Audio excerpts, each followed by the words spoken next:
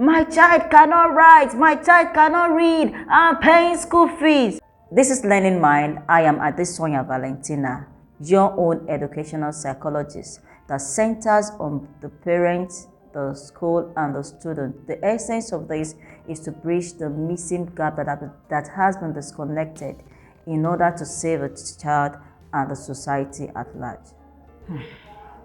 I have seen many situations where some parents, most especially mothers, they go to school and shout on their teacher, my child cannot write, my child cannot read, I'm paying school fees. All of those sorts. Imagine what that little sin could have a long effect, not only on the child, even the job of the teacher. Quick one.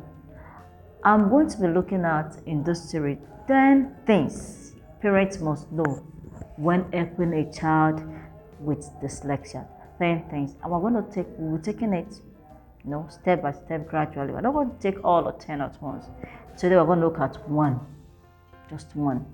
Then in our next video, we'll look at another one.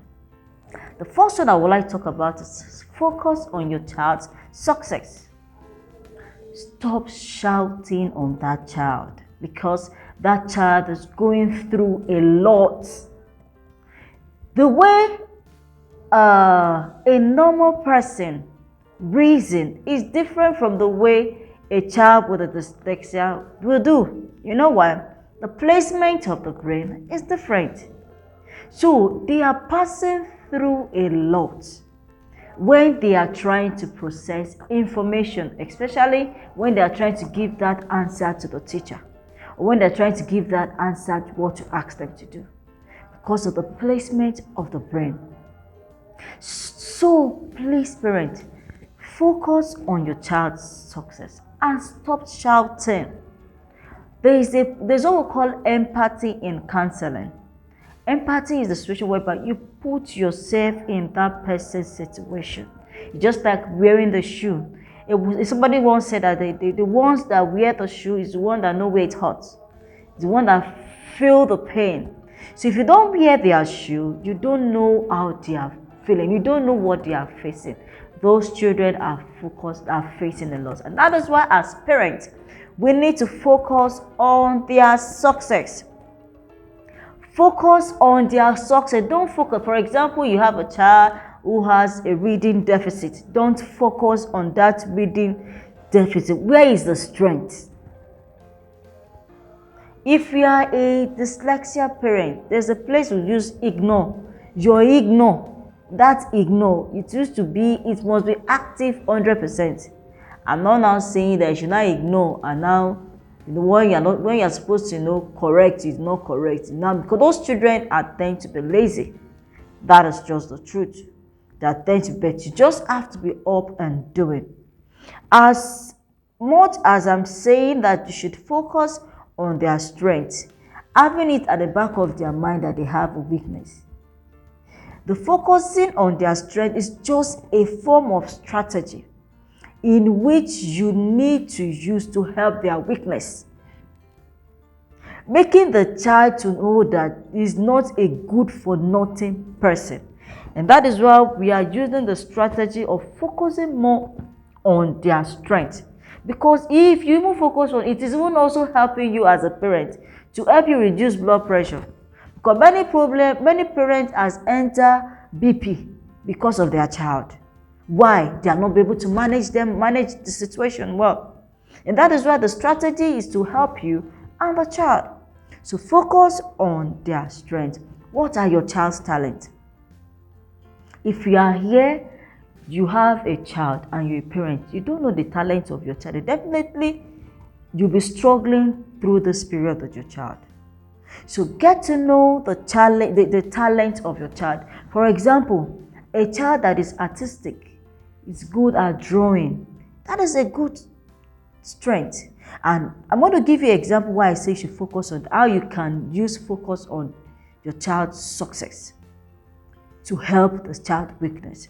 Now, a child that is artistic, very good talent. You use that talent, that gift to help the child in his weakness. For example, the boy has a reading challenge. The boy has not be able to answer questions well in English. So good. You now tell him, okay, my son, why not draw? Look at this thing inside this corporation person. What is it all about? It's all about Ali going to school. Why not draw Ali carrying school bag and a water bottle? And no, drawing like it's about getting set to go to school. Gradually, you are helping the child to understand the concept of the passage. At the end of the day, you could give the child a classroom. You know, it's not about interest. Now, you are just trying to help the brain to stand up. That is what you are doing. You are trying to help the brain to be alert. You are trying to help that child's brain to be, to be sensitive. No, as small as that thing is, you have triggered something from the brain. Then after the whole thing, you know that the child are now okay, why okay? Who is now the actor in this novel? Who is the protagonist in this novel? I know the child is good at drawing. Now go and draw.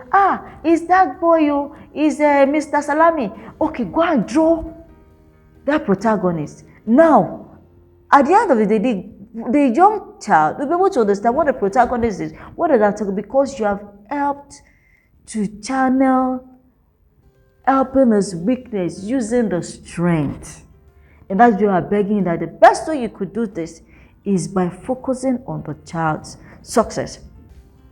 Another thing I want to talk about is verbal comprehension skills. Now, for a child that cannot decode words or write answer to reading communication, such a child needs verbal communication skills. So a parent is expected to tailor that child using our own sense, our own knowledge on verbal communication skills. So if you're a parent here, you don't have knowledge of verbal communication skills, you need to meet us after now to put you through. There's a class for it. We need to meet after now and put you through. So in my conclusion, if you make use of your strength, you are definitely helping them to build their self-confidence.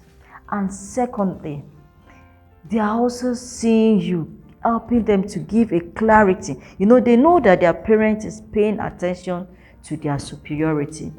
Please don't forget to subscribe, to share, and to like. You can press that notification button to always get more of our video.